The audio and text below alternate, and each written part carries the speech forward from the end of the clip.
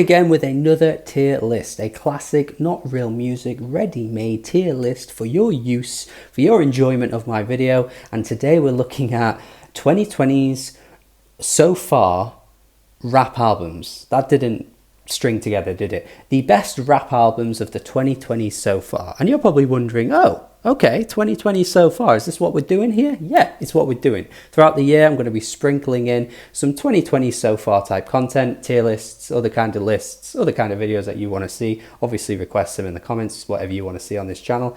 I will try and make it happen.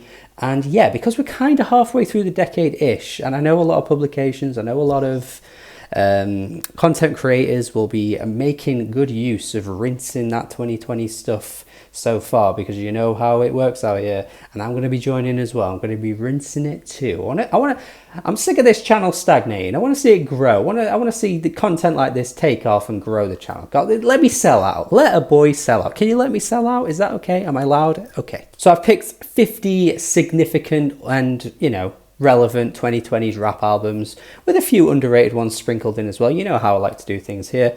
And yeah, I'm going to rank them classic tier list style, and you guys are going to tell me how wrong I am in the comments, because that's always what happens when it comes to these tier lists. And yeah, hopefully I don't get bombarded with all that, but you're probably still going to disagree with me, which is absolutely fine. There will probably be a few omissions.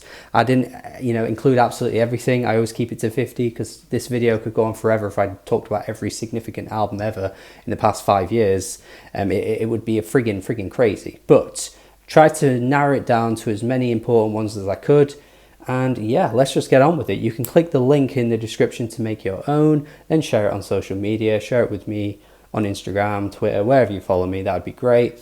And yeah, hopefully you enjoy this video as well. Click the Patreon link too. Support me over on there if you're feeling generous, and get a few perks. Get to be part of the Discord, get to be requesting things. That would be wonderful.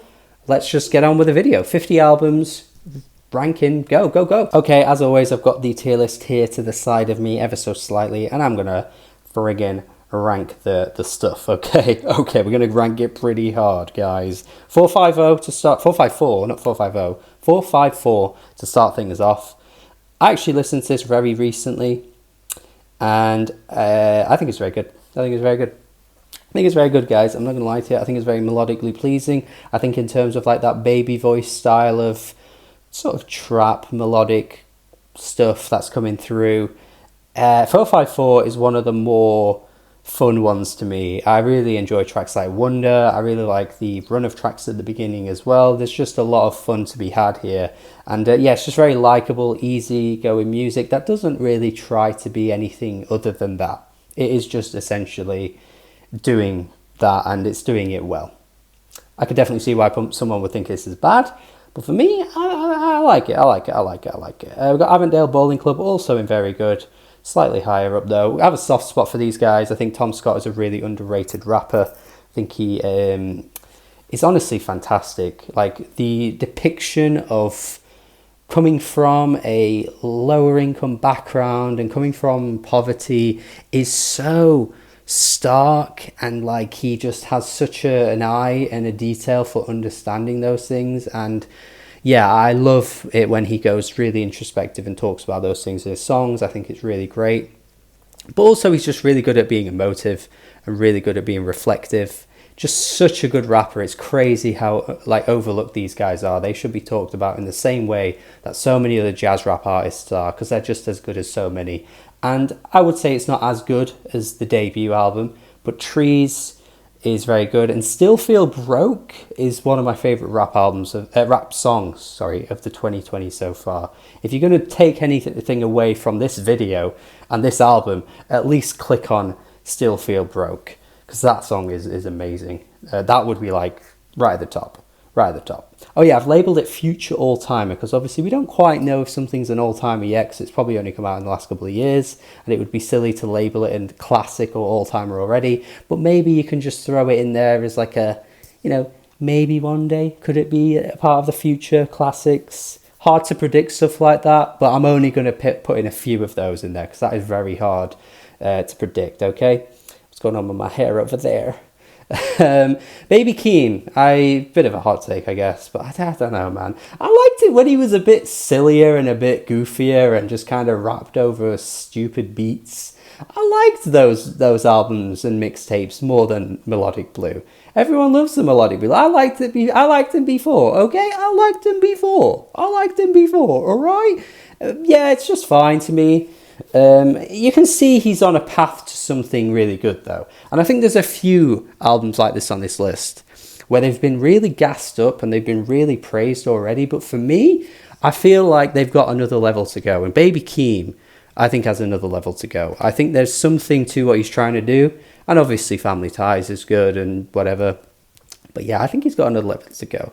I haven't been back to this Benny Butcher album in quite some time, actually. But I do remember, really praising it in my review. And when I do listen to some tracks from it, it's held up really well. I'm going to put it in excellent. I think it's a great Benny album. I think it's easily the best Benny thing we've ever had too. And just a highlight in Griselda. I think that run, was it like 2020 Griselda? I mean, there's a few 2020 Griselda albums here. But good God, that was a great time for Griselda. I think that was the peak for them. I've talked about this so many times, I feel, at this point. I mentioned it in another tier list. But yeah, Billy Woods, it's a good album, Maps. It's good. I'm just a little, a little jaded with Billy. He's putting out a lot of music. He's got the Arm & Hammer stuff, and then he puts out a Billy album, and it's all within like 6 months of one another. And I'm just starting to feel like it's all sounding quite similar. I don't know. I don't feel like Billy Woods fans are very critical of his music. They just gas up everything he puts out. Whereas, like, I don't know, any other rapper that puts out that much music in a short period of time, everyone would be like, no, slow down, you're putting too much out, just focus on one project. And yeah, I mean, the quality's there. These are good albums from Billy, but yeah, not amazing to me. All right, next we've got Boldy James. This is very good. I like this a lot. It grew on me as well, actually. I think initially I wasn't that keen, but I went back to it and really liked it. I actually still think is it My First Chemistry Set? Something like that. I think that's still my favourite Boldy album, but this is pretty close. It's a very good Boldy album. All right, we've got Clipping as well. One of the most creative rap acts around. This was such a revelation in 2020 hearing this, because just the style and the concepts and how they like take horror tropes and flip it upside down and put their own spin on things. It's so cool to listen to. And the rapping is insane because it's Daveed Diggs. He's one of the best rappers out there. Obviously, his flows are insanely quick. He's really second to none when it comes to stuff like that, actually. But then the vision and the concepts and the ideas that are laid down to these albums are just ridiculous. And the production on some of the songs, like Enlacing, is next level stuff. Oh my God. What an album. This album, it really needs to be talked about more, because I feel like more rap nerds, hip hop heads, shouldn't be treating these guys as some unknown act, because they're frigging good. And Conway, another great one too. Excellent, great, either or. Like I said, this 2020 Griselda run, really strong. Was Boldy on Griselda in 2020? Because that album's also from that period, isn't it? The Boldy James one. I know he's on Griselda now. Was he on then, though? Anyway, even still, if that's the run, if he's on Griselda at that point, I need to check this afterwards, but that's crazy. And yeah, Conway's always been my favourite of that rap collective.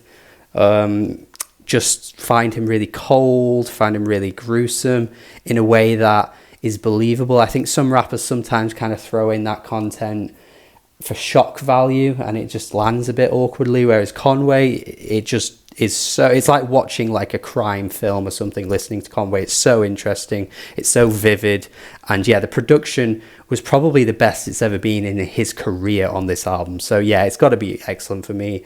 Similarly, I think I've got to put Black Thought in there too. I think Cheat Codes is one I might have underrated initially a little bit. It was on my year-end list for the year it came out. Don't worry about that, it made it. But I think it is just excellent. When I go back to songs from it, I'm just like taken aback by how just dynamic it all sounds. And Danger Mouse's production is just like ridiculous, as it always is. He's just an insane producer. You've got Black Thought, who's like nearly 50, rapping better than some of the people on this friggin' list. And yet he should be like He should be making flute albums now, like Andre 3000. He shouldn't be putting out music like this. He should be chilling. But he is just at the top of his game. And he's like really past the peak years. Yeah, a lot of the praise Nas gets for his late career run should be shared with Black Thought, because both of them in this late resurgence of their career are putting out really strong material, and I would argue Black Thought is surpassing Nas at this point with the great albums under his belt. It's insane. All right, another man, I'm afraid. I'm just not really bothered about Dave. I put Dave in for the sake of having a few UK rappers in there, and I know they are significant to the world of music now. We're seeing a little bit more love for UK hip-hop, obviously. It's particularly on social media, but I just don't get Dave. I at least appreciated Psychodrama because of the writing, the concepts, the ideas behind some of the songs. Was it Leslie? That one song was really impressive. But this album took away all of that, and the features just came across as a bit kind of like trendy, and some of the production, again, he doesn't really do it for me, Dave. He's a bit bland as a rapper. His delivery is really flat. I just need a bit more emotion coming out. There's a UK rapper we're going to talk about in a little bit that should be as popular as Dave, because he does a lot of what Dave does better, in my opinion. Anyway, Denzel Curry, I could see the world where this is excellent. I'm going to put it very good, though. I'm going to keep it safe. Better than I originally reviewed it. I actually went back to this today because I was like, probably should give this another listen for fairness sake. And yeah, it's really good. I underrated it, I will say that. Some of the production's really strong. Some of the hooks and the rapping is just really more like streamlined. I feel like that's a good word for this album. Whereas it was a bit more like in your face and a bit more chaotic, like originally when Denzel broke onto the scene with albums like Imperial and some of the songs from Taboo, and then Zoo, which was just banger after banger after banger. This one feels a little bit more streamlined. It feels a little bit more tidier, and it works really well for it. This might be his best album.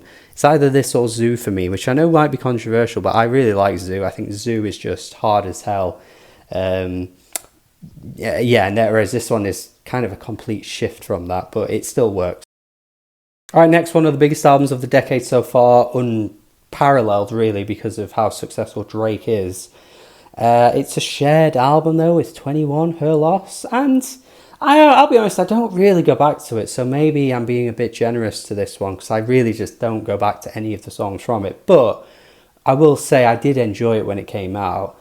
I know a lot of people were quite harsh on it. I know a lot of people kind of really find Drake a bit boring now, and I would agree with all the things people say about Drake, but I thought 21 broke some of the corniness that you get from a lot of Drake albums apart, and it made the songs have a little bit more like of a versatility feel to them. He just added an extra layer that made I feel like Drake lifted his game a little bit on some of the tracks because he was trying to be a bit more like harder and colder in a way that 21 usually is, and I thought it just brought a little bit of a different dynamic from what you usually get to Drake albums. It's not as long as some of the Drake albums as well. Like I can't sit through For All the Dogs because of how friggin' long it is. So yeah, I thought it was alright. Not the highest amount of praise, but I'll take it for a modern Drake album. Because nowadays, is Drake even trying all that hard? Like there'll be 2 or 3 really good songs on an album, like First Person Shooter, and then the rest of the album is like, who needs to hear this? Like it's just Drake kind of phoning it in and just piling on songs for the streaming era and trying to break records in that kind of way. It just really feels a bit much most of the time.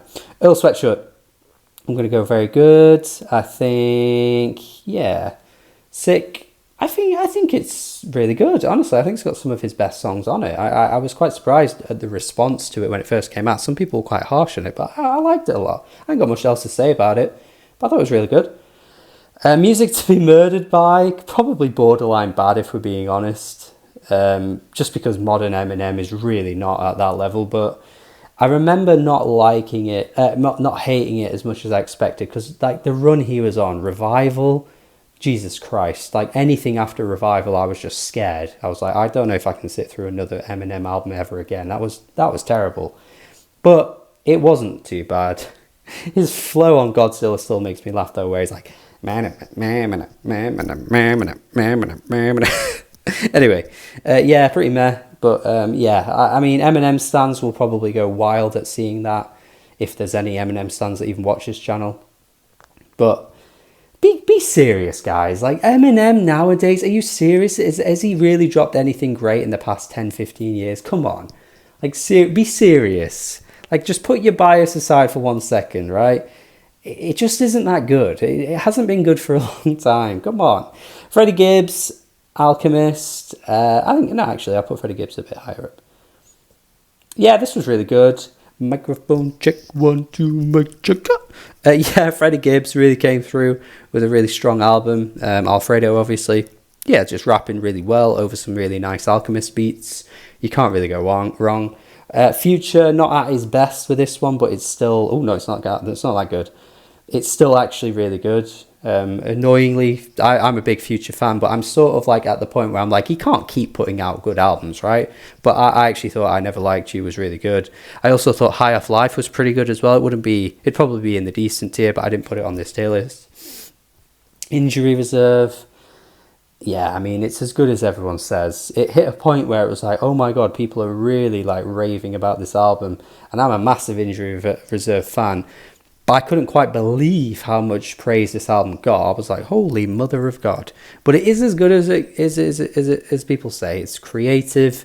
It's weird at times. It's pretty experimental as well for the standards of what they were putting out before. There's some beautiful lyrics. There's some heartbreaking lyrics. There's some beautiful moments. Yeah, it's kind of got it all, really. It's just a little odd and a little fuzzy. Not one for everyone. Like, I think it's very much like, you know, if you're in on the music nerd crowd, this would be something you love. But I think your average person wouldn't probably get much out of this. I think you have to have been on that journey with Injury Reserve to really like this, to be honest. Absolutely, check out all their other stuff though. Amazing. The whole catalogue is insanely good. They're one of the best rap groups out there. Love them. J. Cole, off season. I went back to some of the tracks from this today, and my god, it's just bland. Like, he just raps in a really uninteresting way. The beats are just like the most standard beats. Like, he never picks production that's like he's one of the most famous rappers in the world, and he probably has so much at his disposal. He could probably work with all kinds of different people. Maybe not Metro Boomin, am I right? Maybe not Metro Boomin. Ooh, but and yeah, he just picks like the most like standard beats. How is it that there are some rappers on this tier list that have like less than 100,000 monthly listeners, and they find better producers and more interesting production to rap over? Like, I'm sorry, man. I just can't believe it. It's mad to me. Yeah, it's just whatever. And look, if you love the album, all power to you. I don't want to hate on people that like the music, but seriously, I would implore you to branch out a little bit more, because there is a lot more interesting rapping going on out there than what J. Cole does. He's a little overhyped in his lyrics, I think. He doesn't really... Yeah, he's not really that interesting, I don't think. But anyway, Jeshi, this was the UK rapper I was telling you about. This is going straight to the top, actually. This is what I was saying. Dave should, you know, this guy should be as successful as Dave, is what I'm trying to say. Amazing stuff. Just genuinely one of the most, like, he gets it albums I think I've ever heard. Like, literally the detail and the description of like certain aspects of poverty is like second to none. Like, some of the stuff he says is just like, holy shit. Like, if you've grown up in that kind of environment or come from a poverty background, which I personally have, like, yeah, you'll relate to this album. It's insane. And his rapping is so good. Some of the hooks are great. The production is great. And yeah, very few people talk about it. It's one of the best album covers on this list as well. The album cover is so good. Absolutely hilarious. Yeah, absolutely incredible. The potential with this guy is so high. I hope he lives up to it, because he's already started strong with his debut album. JID. This is what I was saying with Baby Keem. And in fact, no, he needs to be at the top. It's definitely the best album out of these. Yeah, with Baby Keem and JID, I'm like, to me, there's another level to go. I respect and appreciate that they've gotten really popular, and obviously Surround Sound has been a viral song, and that's quite a fun track. But I just still think they've got places to go. They can improve on this. And I think when they do, people will actually look back on these albums and go, oh yeah, you know what, they were cool, but actually they've improved a lot. And that happened with JPEG Mafia, where Veteran was like the new cool thing, but then once he kind of branched out a bit more and then gave LP and did Cornballs, people actually started to look back on Veteran, and people still like Veteran. I never personally did, but you could see people starting to look back on Veteran and going, actually, you know what, maybe that one isn't as good now because he's done more creative things and he's gotten better. And I just think that will happen with JID. That's my take on it. Punk Tactics. Look, I totally get that this album's just going to be pretty corny to a lot of people, but it's just so fun. It literally pulls all of its influences from obvious places and does it in a really, really exciting way. It's just hard-hitting banger after banger. I can't hate it, man. I just absolutely love it. I think it's great fun. Scaring the Hose, going to put that in the decent good tier as well.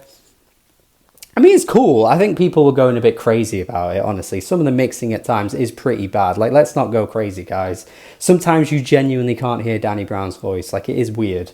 But I like its energy. I like its vision. I like what it's trying to go for. I just don't think it fully executes it in the way that it could. And I also still not the biggest fan of some of Peggy's rapping. I think his lyrics sometimes are pretty bad, to be honest. I think he needs to tidy that up. And he blocked me on Twitter, so I think he must have seen me say that one time somewhere.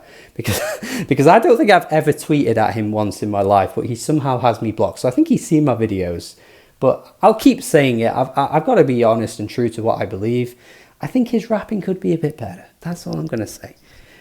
Khalil Blue, one of my favourite young new artists in the rap game right now. Actually, I don't know his age, so maybe I shouldn't have said young. I don't know how old he is. But he's a new and upcoming rapper. And his first two albums, this one and Metropolis, are so good. Literally just hard-hitting, bouncy beats, some trap beats in there as well, some jazzy rap beats thrown in. He's got it all. He's got everything in his locker, like absolutely everything. The hooks are great. The features, Mavi is on this album too. It's a great feature. Like seriously, this guy's got it all.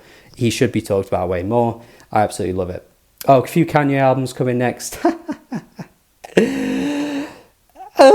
And you ain't gonna like it, I'm sorry. Both not very good. I've talked about this already. I think Kanye's past the tipping point now for me. He hasn't really put out anything worthwhile in years, and it might be getting worse because Vultures, as I said in my review, if you want to watch the full review, isn't that entertaining in terms of like the production ideas. The mixing was terrible at times. I guess it's entertaining with some of the hooks, and obviously some tracks are quite heavy and hard hitting, but I just mean in terms of like the gap between, I don't know how to word this, but like some of the tracks are going a little bit too hard and get to the point where they're actually goofy and stupid and like awful to hear, like Hood Rat, like Carnival. Like to me, like people would call them bangers, but I just think they're really ugly sounding and I just don't enjoy them. That's where I'm kind of coming at from this angle, really. And Donda, well, Donda was just like so many songs to sit through in one go, and there was like 5 or 6 good ones on the whole thing. I just can't cope with how long that album is. I don't know, man. I don't see the vision with Kanye anymore. He used to be ahead of the curve, and now he feels behind the curve. Like some of these production ideas on particularly Vultures just feel like he's trying to keep up with everyone else. Like he's trying to keep up with the Travis Scotts of the world, and you know what I mean, all those kind of newer names, and he's trying to jump on their sound, whereas before he was the guy pushing the sound. Everyone was jumping on his sound, and there's just been no innovation now for like 6 years, honestly. I mean, Kids See Ghosts is a fine album, but yeah, I'm not feeling it anymore, Kanye. And I ain't vibing. Alright, let's go with one of the biggest albums of the decade again here too, with Kendrick Lamar. Very good. For me, with Kendrick, Mr. Morale and the Big Steppers, there's like so many amazing songs on it, but the gap between the amazing ones and the ones that I don't really care about is pretty like stark, actually. Like I don't really care about We Cry Together. It's just not a song I want to sit through. Like, I'm not really going to be like, oh, let's play that song today. I don't know, it's an interesting concept, but it's like, it's not really one you want to hear. Some of the beats in places aren't that great. The Kodak feature's not great. Yeah, just like some really meh moments, but like then you get amazing moments like Father Time, and I really like Count Me Out too. So yeah, just a really good, solid Kendrick Lamar album, but not really coming close to the best of his abilities, I wouldn't say. King's Disease 3, went with that one because I actually think it's my favourite of the trilogy. Quite like his new approach to rapping and picking like Hit Boy to produce the tracks and stuff. I quite like this new renaissance of Nas. I don't think it's quite as good as some people have made it out to be. And some of the tracks are kind of just him rapping, and there's not really much to take from the songs overall, apart from the fact that he's rapping well. But yeah, they're okay. It's all right. I put KSI on here just because I needed to fill the bad section a little bit out. So I'm not going to sit here and tell you that KSI is out here putting out exceptionally worthwhile music. That said, though, this was a really popular album in the UK. Like, so many tracks made it into the top 10. It was crazy. Every time, there was one point where I kept looking at the charts and there was just a KSI song in the charts. And it was like, no matter what time of year I looked, there was a KSI song in the charts. It was kind of mad. But yeah, I mean, look, it's KSI. Did anyone ever think this was going to be good? Does anyone go back to this now? I'm sure the answer is possibly no. All right, Eternal Atake, though. I like Eternal Atake. It grew on me. It grew on me recently. In fact, you know what? I'm going to put it second highest. Yeah, I'm going to put it there. Yeah, I initially really panned this in my review, but actually I was a little harsh. It's not amazing, and it's still pretty far from like some of the albums on this list. But it's fun, it's melodic, it's catchy. Uzi's kind of spitting on a lot of the tracks. Like, some of the flows are really, really amped up. Yeah, apart from part 2, which I don't like the existence of. I don't know why you'd remake or reshape your classic song. Like, XO Tour Life is a classic song. Why would you do that again and do it like that? Nobody wants, like, Stairway to Heaven part 2. Nobody wants, I don't know, friggin' Smells Like Teen Spirit part 2. Like, do we need to re-render our old songs?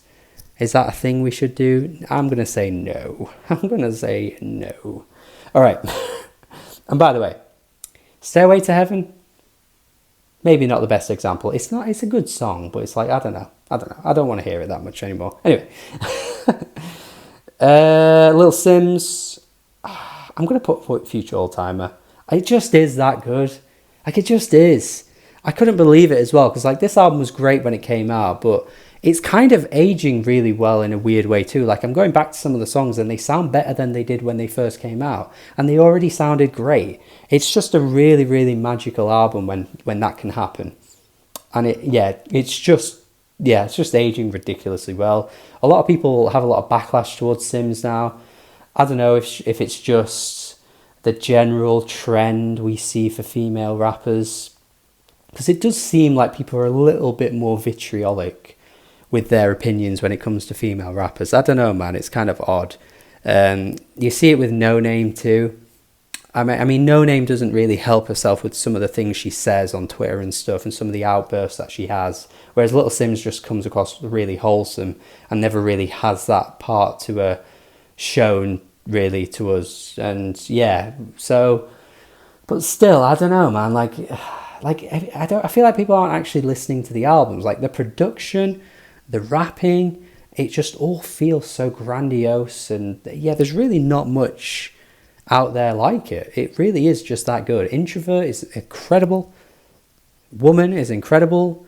Some of the more like eclectic and quirky songs, Fear No Man towards the end, really good as well. I Hate You, I Love You. Yeah, this is just really, really good. I absolutely love it. Okay, Wake Up, Lucky by Lucky. I mean, I'm going to put it there. I think it's good. I think it's a good album. Not really one, again, I've gone back to. Not my favourite Lucky album, but I wanted to include Lucky because I do feel like he's been a pretty important part of like the trap wave and kind of going a little bit under the radar with it as well. All right, I got a Mach-Hommy album in here. I think some people might have wanted to see Pray for Haiti. I went for Balanced Joe, which I think is really good. And it really ended up making me, I'll put it there. it really ended up turning my opinion on Matt Comey, because I wasn't really the biggest fan of him before, but this album I just feel like he stepped things up really, really far. And yeah, so many elements of it are absolutely top notch. Yeah, I think it's really good.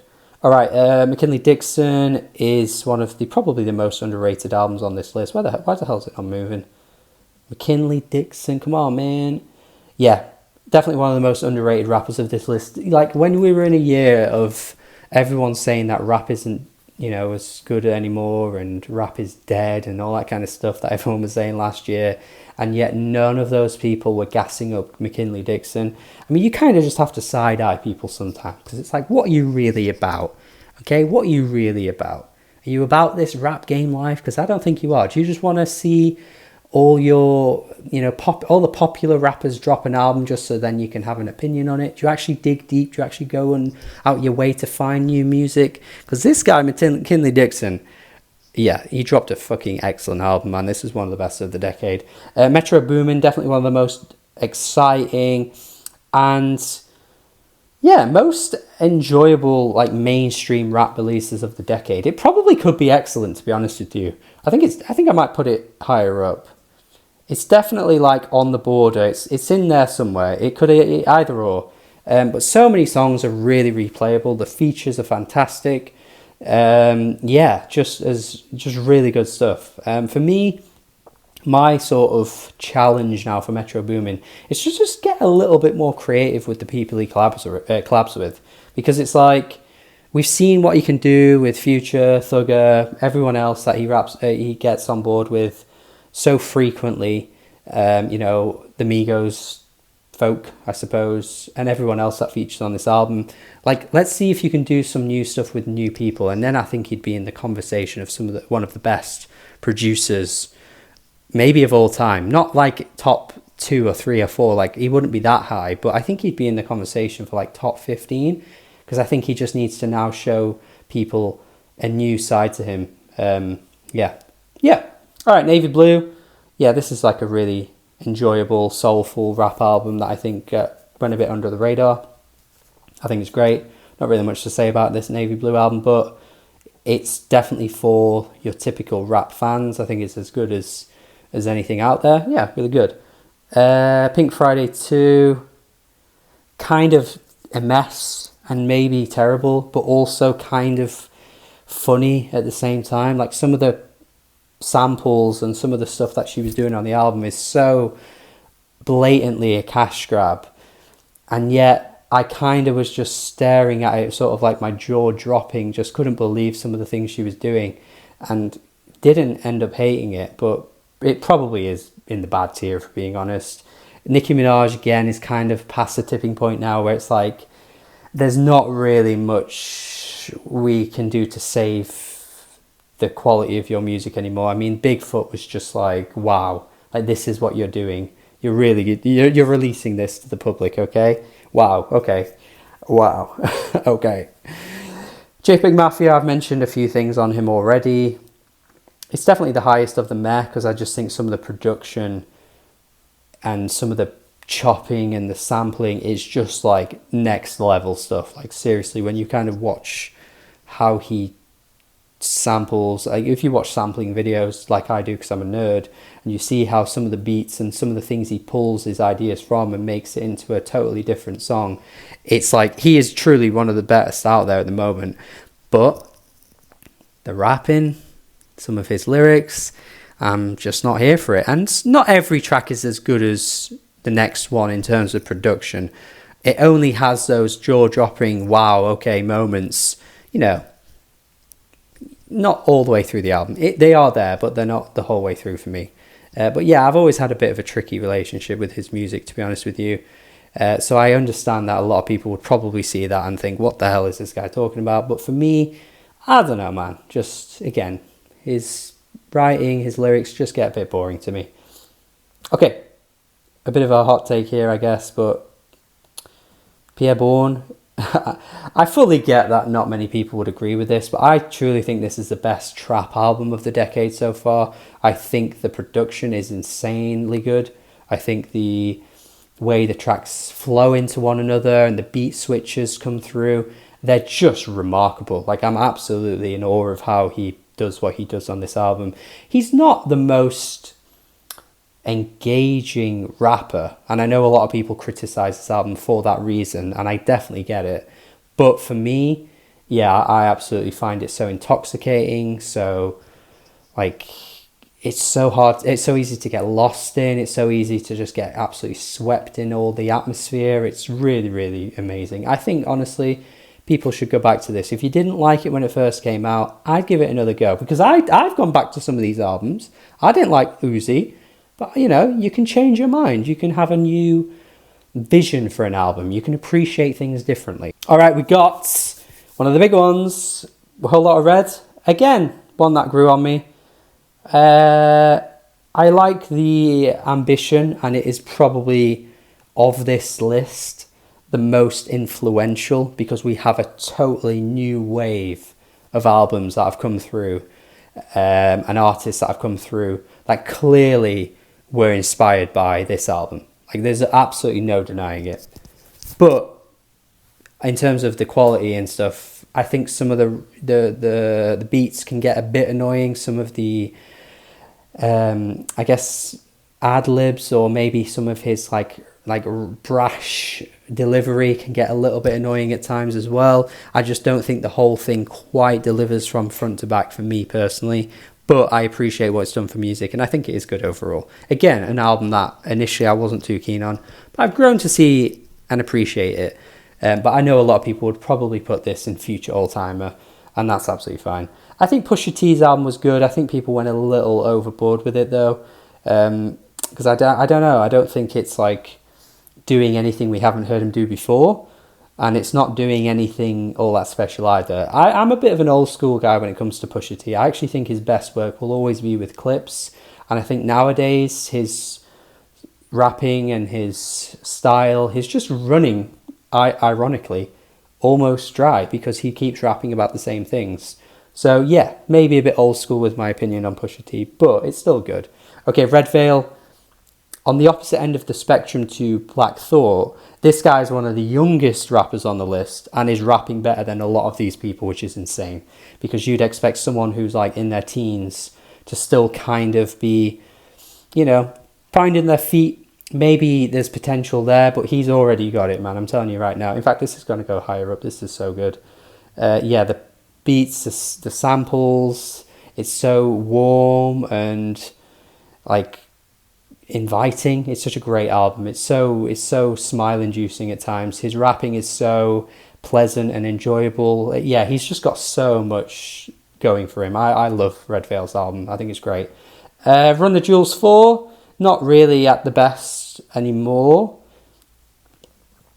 Well, no, that's a harsh thing to say. I'll reword that. It's not as good as Run the Jewels 2, and it might be about as good as like Run the Jewels 1 and maybe Run the Jewels 3.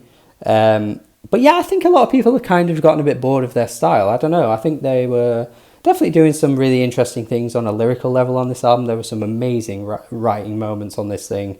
But yeah, I think some people might just be a bit jaded with the production, but I thought it was still good. Okay, Blue Lips. This is very new, and I'm recording this of the weekend this album has dropped. So this is very raw thoughts.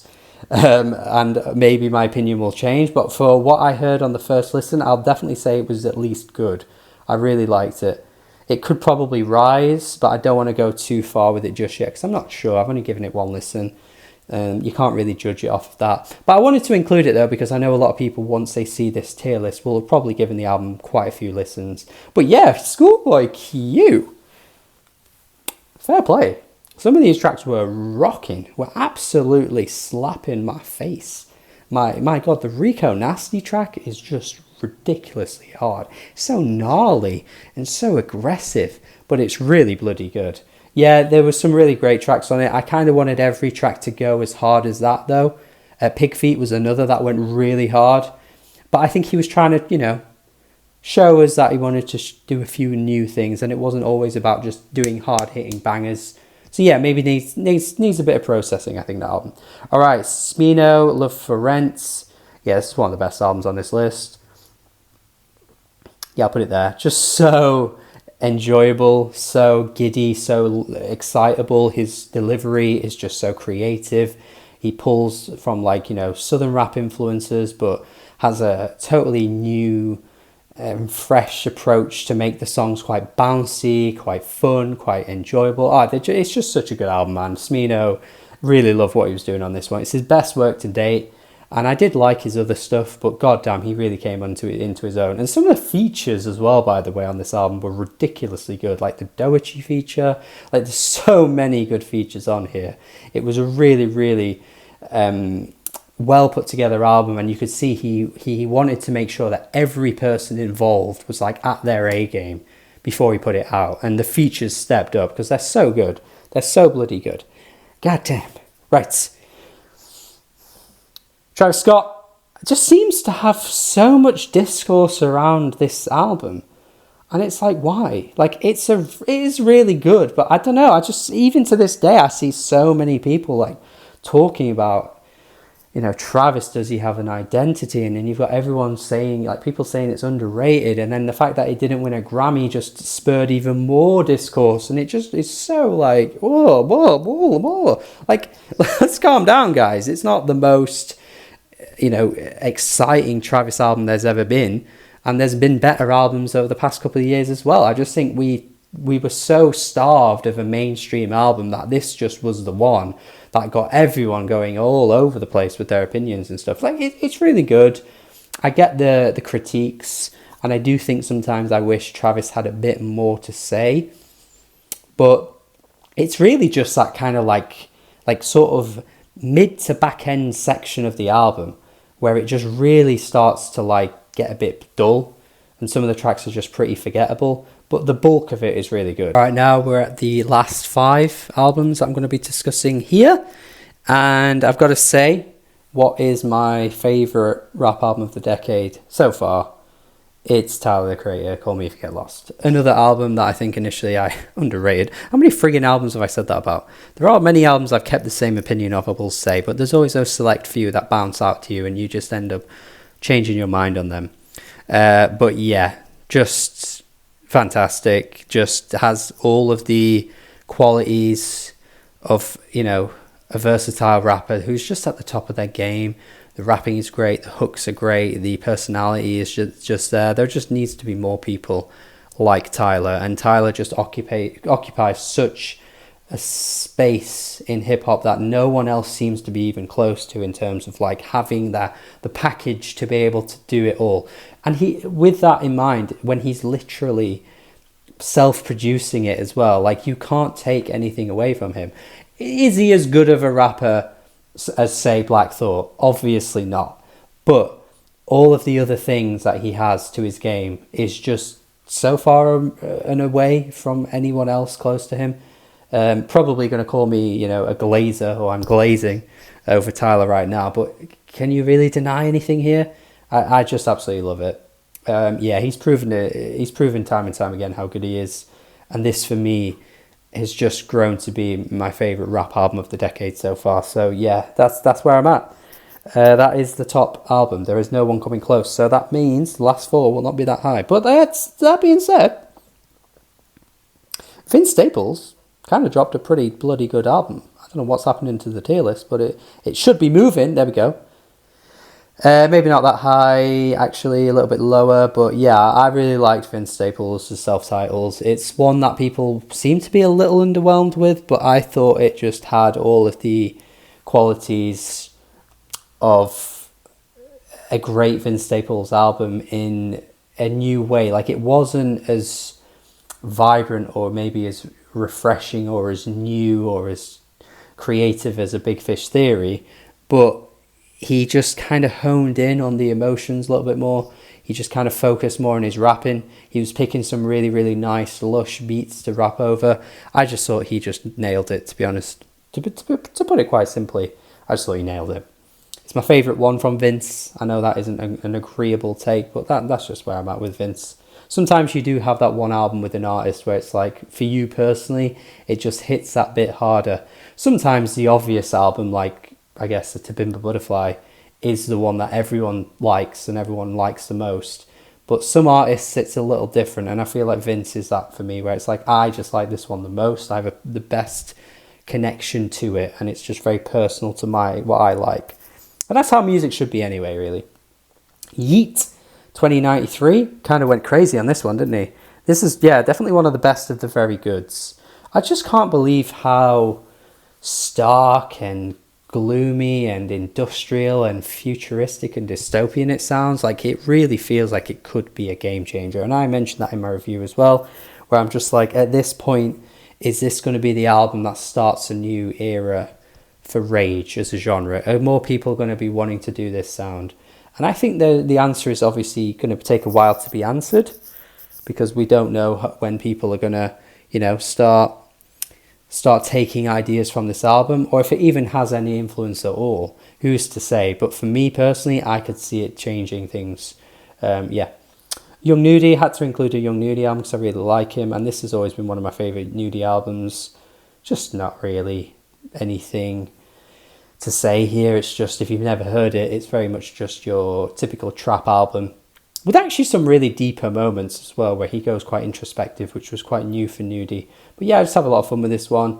And yeah, I think if you're a trap fan, you should be giving this a listen. And finally, God, I've been talking for fucking ages. Jesus Christ, shut up, Ryan. Shut up. Z Loopers. Probably one of the most outlandish and wacky and weird albums on this entire list. And it's so good for it. Z Loopers went mad on this one. And there's so many creative and weird tracks and fun tracks as well. Yeah, I thought it. I think I want to include it because I feel like no one talks about it now. But you should still be talking about it. Okay, and that is it from me. They are all the albums ranked in a lovely, nice tier list. Yeah, let's call it there. I feel like I've been talking for ages. My throat's hurting a little bit, but hopefully you enjoyed this video and hopefully you got something out of it. Just some brief thoughts on 50 albums from me, as brief as I could possibly be, ranked in a nice, neat tier list. Of course, you can make your own tier list if you completely disagree with mine and want to make your own and show me how it should be really done. Then please have a go and create it yourself. Click the link in the description to make it and share it with me on social media as well. That would be great. Of course, I couldn't include every single album, as you should expect. It would be too hard to do that, but hopefully I did everything I could to include a nice variety of albums on this list. Thank you as always. Please check out my Patreon. Please subscribe to the channel at the very least for more content like this. And yeah, more 2020s decade stuff coming as the year is, you know, going on. We'll sporadically drop some stuff throughout the year. And yeah, more reviews, all kinds of stuff. Stick around. Have a good day. Goodbye. What's your name, girl?